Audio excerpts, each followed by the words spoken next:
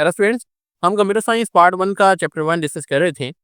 इसमें आज हम डिस्कस करेंगे डिज़ाइन पैटर्न्स के बारे में। सबसे पहले इसकी डेफिनेशन देखते हैं। Design patterns are common solutions to problem in software development. कि जब आप कोई सॉफ्टवेयर को डेवलप कर रहे होते हैं और अगर उस सॉफ्टवेयर के अंदर कोई प्रॉब्लम क्रिएट हुई है, अब उस प्रॉब्लम को सोल्व करने का जो कॉमन सॉल्यूशन होता है उसको आप डिज़ाइन पैटर्न कहते हैं।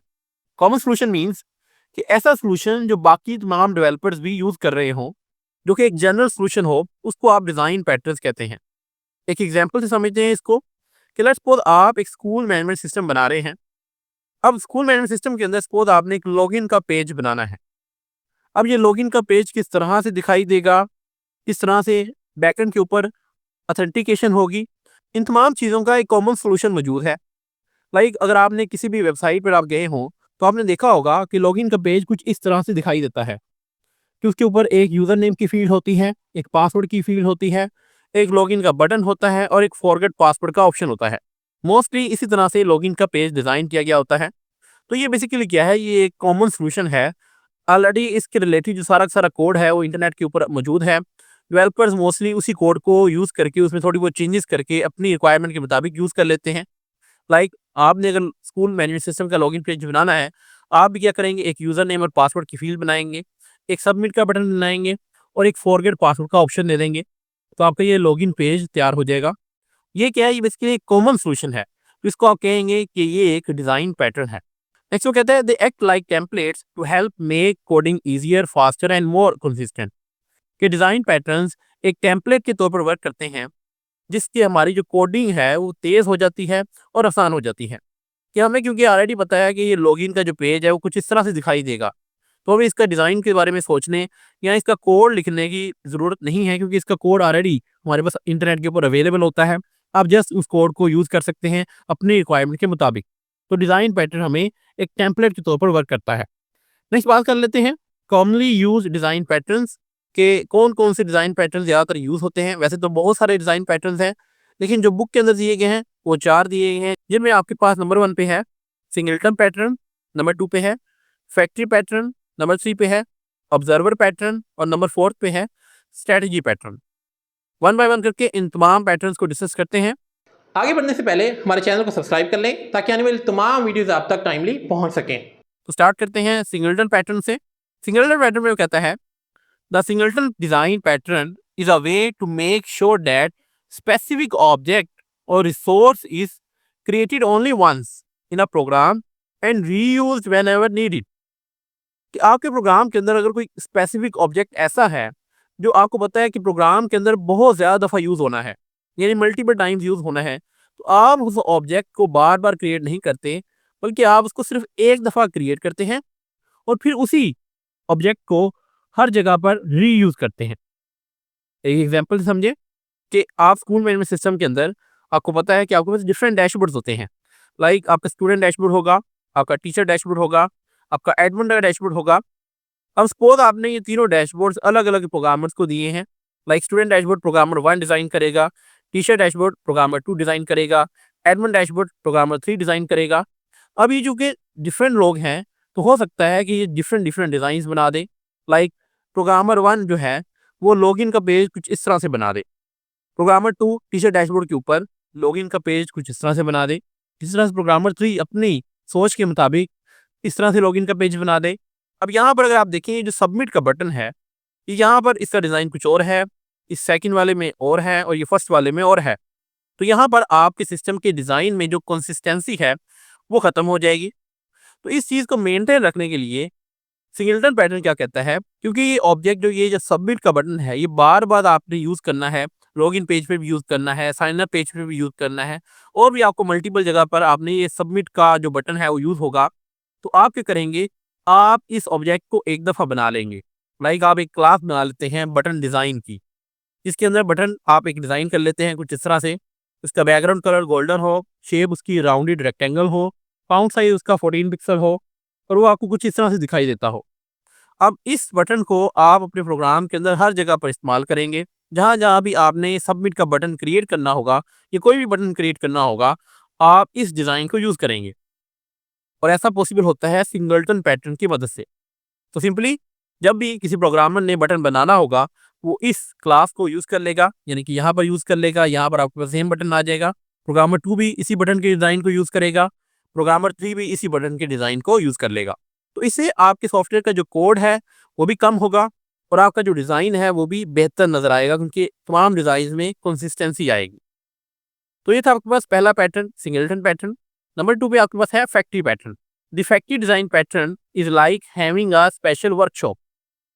कि फैक्ट्री पैटर्न हमें एक वर्कशॉप तरह की फैसिलिटी प्रोवाइड करता है that knows how to create different products, जिसे पता होता है कि जो डिफरेंट प्रोडक्ट्स हैं वो किस तरह से बनानी है, but you don't need to worry about the details of how those products are made.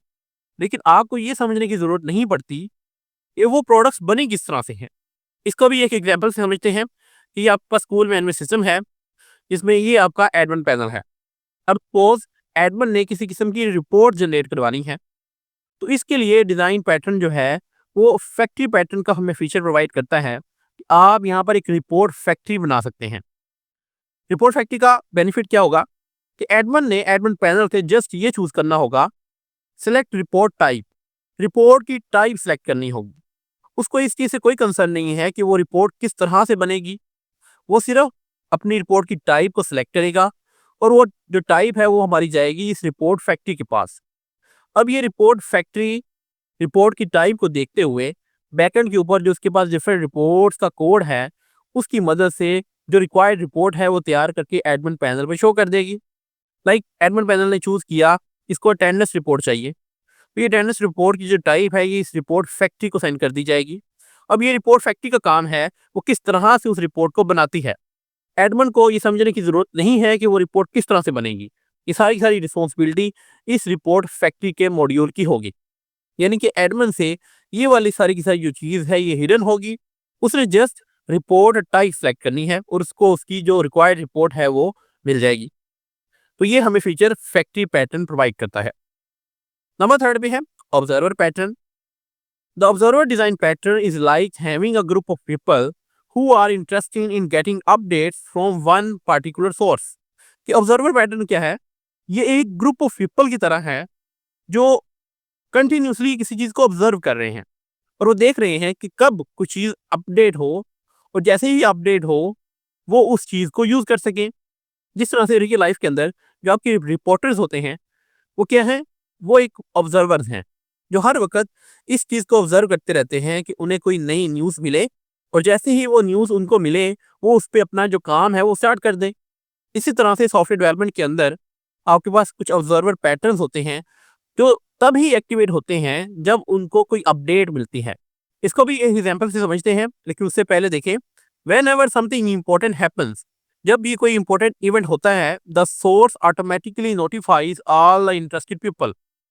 तो जो एक सोर्स है हमारा वो तमाम की तमाम जो इंटरेस्टेड पीपल हैं उनको नोटिफाई कर देता है। इसकी बहुत ही एक इंटरेस्टिंग एग्जांपल है, देखिए कि ये स्कूल मैनेजमेंट सिस्टम है, इसमें ये आपका एडमिन पैनल है। अब जैसे ही एडमिन पैनल एग्जाम का जो रिजल्ट है उसको अपडेट करेगा, तो जैसे ही ये अपडेट होगी ये एक नोटिफिकेशन सेंड कर देगा तमाम के तमाम ऑब्जर्वर को।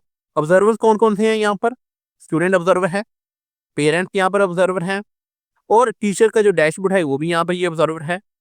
तो जैसे ही एडमिन पैनल के ऊपर आप रिजल्ट्स को अपडेट करेंगे एक नोटिफिकेशन सेंड हो जाएगा इन तमाम ऑब्जर्वर्स को कि जो रिजल्ट है वो अपडेट हो चुका है, ताकि वो तमाम के तमाम जो ऑब्जर्वर्स हैं वो अपने डैशबोर्ड्स पर जाकर उस रिजल्ट्स को चेक कर सके। तो यहाँ पर ये सारे के सारे ये जो ऑब्जर्वर्स हैं ये कंटिन्यूसली इस एग्जाम रिजल्ट्स वाले मॉड्यूल को बार बार चेक करते रहते हैं बैकएंड के ऊपर कि क्या इसमें कोई अपडेट्स आई हैं।